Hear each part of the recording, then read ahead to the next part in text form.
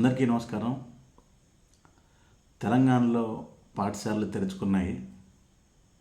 కానీ విద్యార్థుల సమస్యలు ఎక్కడివక్కడే ఉన్నాయి.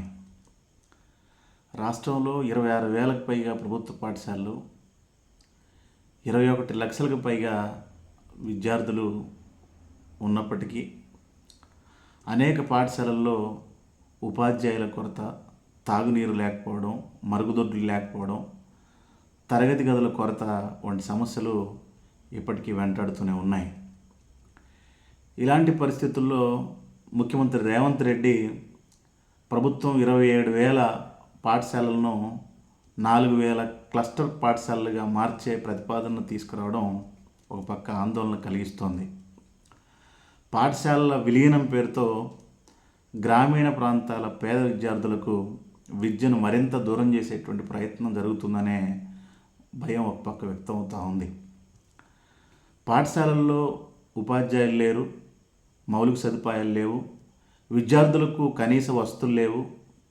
ఈ సమస్యలను పరిష్కరించకుండా పాఠశాలల్ని తగ్గించడం ఏ విధమైన విద్యా సంస్కరణ అనేటువంటిది చూడాల్సినటువంటి అవసరం ఉంది.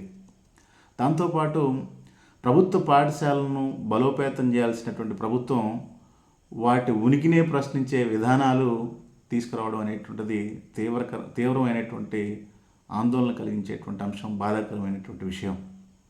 పేద, బడుగు, బలహీన వర్గాల పిల్లలకు ప్రభుత్వ పాఠశాలలే ఈరోజు ఆశాకిరణంగా ఉన్నాయి. ఆ ఆశాకిరణాలను ఆర్పివేసే హక్కు ఎవరికీ లేదని చెప్పొచ్చు. కానీ పాఠశాల విలీన నిర్ణయం ఏదైతే ఉందో దీన్ని తక్షణమే ఉపసంహరించుకోవాలి. ప్రభుత్వం తక్షణమే ఖాళీగా ఉన్నటువంటి ఉపాధ్యాయ పోస్టులను భర్తీ చేయాలి.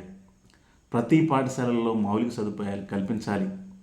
ప్రభుత్వ విద్యను నిర్వీర్యం చేసేటువంటి విధానాలు ఏవైతే ఉన్నాయో వాటిని తక్షణమే నిలుపుదల చేయాల్సినటువంటి బాధ్యత ప్రభుత్వం పైన ఉంది. పాఠశాలను మూసివేయడం కాదు, ప్రతి గ్రామంలో ఒక పాఠశాలను, కొత్త పాఠశాలను తీసుకురావాల్సినటువంటి బాధ్యతను ప్రభుత్వం మరచి మాట్లాడుతూ ఉందేమో అనేటువంటి ఆందోళన కలుగుతూ ఉంది. విద్యా హక్కు అనేటువంటిది, దాన్ని కాపాడుకోవడం ప్రజల బాధ్యత. ప్రభుత్వ పాఠశాలను కాపాడుకోవాలి.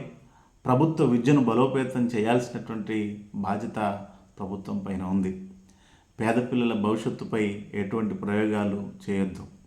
భవిష్యత్తు ప్రభుత్వ విద్యకు బడ్జెట్ పెంచాల్సినటువంటి బాధ్యత ఉంది. పాఠశాలల విలీనం అనేటువంటిది కాదు, ఇంకా విస్తరణ కావాల్సినటువంటి అవసరం ఉంది. బలమైనటువంటి తెలంగాణకు బలమైనటువంటి ప్రభుత్వ పాఠశాలలు మాత్రమే పునాది అనేటువంటిది ప్రభుత్వం గుర్తెరగాలని చెప్పేసి కోరుతూ నూతన విద్యా సంవత్సరానికి స్వాగతం తెలియజేస్తూ ఉన్నాం.